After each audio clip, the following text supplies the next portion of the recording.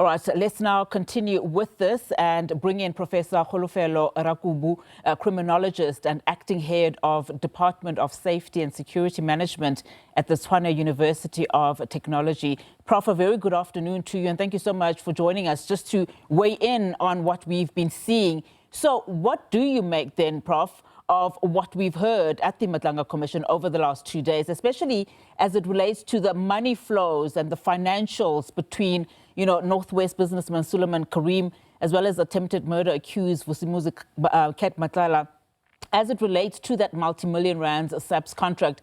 And of course, businesses, business dealings linking alleged tender kingpin Morgan Maumela were heard there too.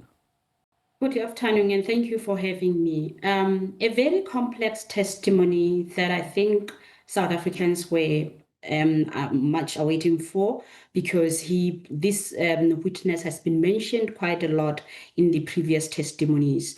But what do we make of all the testimonies on the table? His testimony is best understood as a bit defensive, a bit evasive, and politically charged.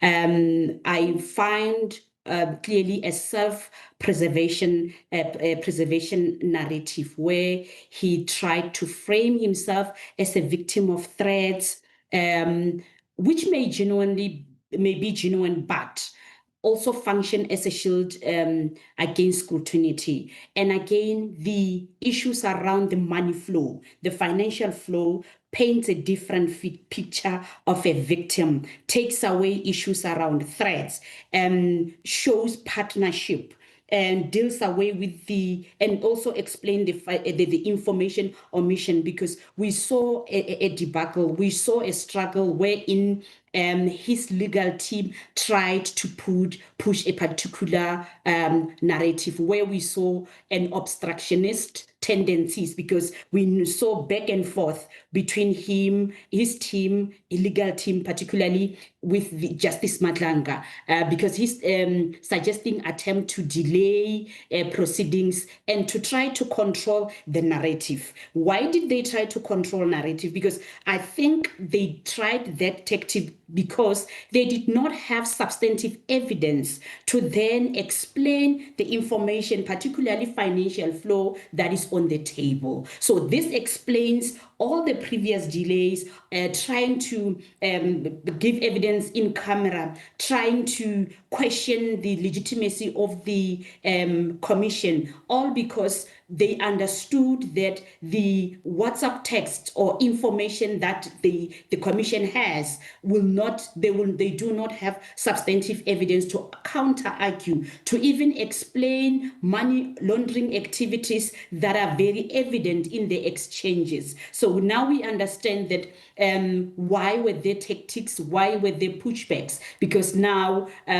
they had a self-serving evidence. Now, and again, we recognize his testimony as very unreliable because it lacks largely external verification on his side. So he hasn't given the commission anything else to substantiate or to push back or to even corroborate. Nothing on the table. So meaning what the commission has looks like it's what transpired, because no explanation to transaction. They tried by all means to then cast doubt on the commission's integrity and also dilute accountability process. And remember, when a witness insists on secrecy, that insistence undermines transparency processes, right, which is the commission's mandate. So it becomes very, very complicated, very compact. We've not received anything. But what is it that his testimony exemplifies? His testimony is a classic case of how politically connected individuals use fear narrative, right, or procedural challenges and victimhood claims to resist exposure in corruption inquiries, which I think here Carrim tried so hard. Unfortunately, he did not win. Yeah. And I mean, I want to just talk about what you are saying now in as far as political influence is concerned. I mean, earlier on, we heard how, Suliman Carrim was talking about pretending, so to speak, to have influence over the Minister of Police, of course, Minister, at the time, in order to recover the 10 million rand from the business associate. Just what do you make of, where you have businessmen like Carrim having to, hide behind a brown mokhosi, to say that I'm going to go with his plan and say that I actually do have influence when it comes to Minister Mchunu, especially as we've also been hearing that, Morgan Maumela allegedly sent Kat Matlala entrance codes for Zimbabwe Estate to forward to Bheki Cele as an example, with one reportedly used on the day the police minister met with Matlala. It is very difficult to even understand Carrim's argument. Looking into the financial information or the flow, how he got to receive money, the nature of exchanges did not suggest much challenges. And his claims that he was closer to the minister. There's no counter argument because with them receiving money the way they were receiving, with them receiving business the way they were receiving, it looks like, unless they bring something to counter argue or to support that it was only a claim, right? But with all the financial transaction and the nature of the association, nature of transfers, questionable transfers, this was purely money laundering scheme, and the now commission will have mammoth task to verify if indeed there was a political connection, if indeed he lied. But looking into how the tender was cancelled, it looks like there might have been backstabbing there or underlying issues, but it is not clear as to whether indeed he's lying. Why am I doubting his statement? Because he's not providing substantive evidence that I was lying. Obviously, in the text, the commission will have to verify if at some point was there ever communication suggesting or supporting that there was no communication with the minister or link with the minister. So